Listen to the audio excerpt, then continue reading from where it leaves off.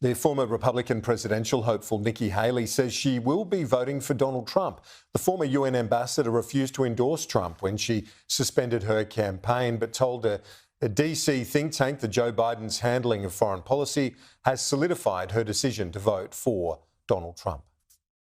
I put my priorities on a president who's going to have the backs of our allies and hold our enemies to account, who would secure the border, no more excuses. Trump has not been perfect on these policies. I've made that clear many, many times. But Biden has been a catastrophe. Let's go live to my colleague James Morrow. And James, not the most convincing of endorsements, but it did come eventually from Nikki Haley for Donald Trump. Yeah, I mean, it wasn't quite a hostage tape sort of situation there, but, you know, it wasn't, as you say, the most ringing endorsement either. It's kind of the, well, he's the best of a bad choice. Now, there's been some speculation about whether or not this means that she is kind of tossing her hat back in the ring for Donald Trump's vice presidential pick, given that Trump's polls now really suggest that he is very much looking like the odds-on favorite. I don't think that's going to work for her if that's what she's aiming for. So the question is, why is she doing it? Well, clearly, you know, she's read the room and says, you know, she's got to stay relevant within the Republican Party, and it's Trump's party now. She can't really fight that anymore. Donald Trump, that trial, it's wrapped up, but it's just been so counterproductive, so damaging for the Democratic Party, which is the irony of all of that. The court case has proceeded, but it's really hasn't damaged Trump one bit. Well, I mean, Kieran, this whole thing is fascinating. I mean, on three different levels, this has been an absolute disaster for these guys. I mean, number one, it has proven, I think, beyond a shadow of a doubt, the only thing that's going to get proven by this case, by the way, that this is entirely a partisan political witch hunt, that they are using the courts to try and tie Trump up to keep him from the campaign trail. AOC even said as much the other day. She said that this was like an electronic ankle bracelet on Trump.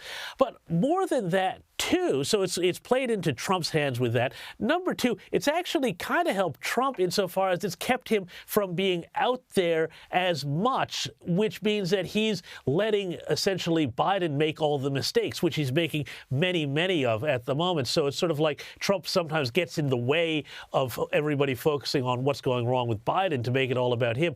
That's not really happening as much here. And of course, you know, the third thing is, of course, the case itself is ridiculous too. This, even if a guilty verdict is returned by this very anti-Trump court and very anti-Trump jury, no one's going to buy it. And the thing everybody's going to say, Kieran, is the only reason he was prosecuted was because he was running for president again. There's no way in a million years, if Trump was sitting out this election, that the prosecutors would have ever gone near this case. The fallout of the International Criminal Court decision to try and seek arrests of the Hamas terrorists, but also the Israeli Prime Minister. Let's start with the US reaction, looking at sanctions against the ICC, pretty much across the board condemnation of the move by the criminal court.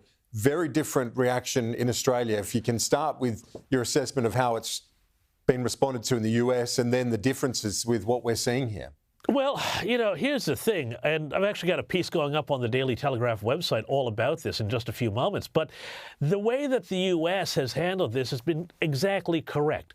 The Biden administration has condemned this whole idea that somehow Bibi Netanyahu and Hamas terrorists are one and the same. This is like saying that during World War II, General MacArthur and Admiral Tojo were just as bad as one another. It just is a false moral equivalent, okay? So put that one to both sides. But also, the Secretary of State Blinken, Anthony Blinken, has said he's going to work with Republican legislators. This never happens, to craft a package of sanctions against the ICC. This is a good, strong, firm response by a country, you know, that is trying to help out another liberal democracy that's in an existential fight for its life. Contrast this, Kieran, to the weak way that Anthony Albanese has handled this. You know, they call Donald Trump a right-wing populist because he cuts loose allies. Well, what does that make Albanese, that makes him a left-wing populist, because what's he doing? He's cutting loose not just Israel, but also saying to the United States, hey, again,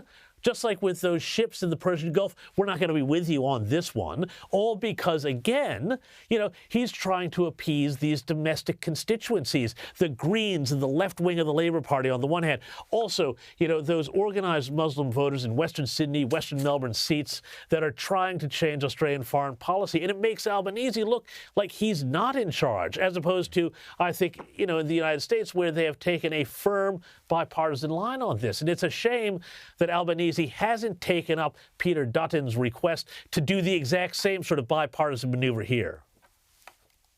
James Morrow, host of the US Report. We'll see you tomorrow night, 8 p.m. on Sky News. Thanks for that.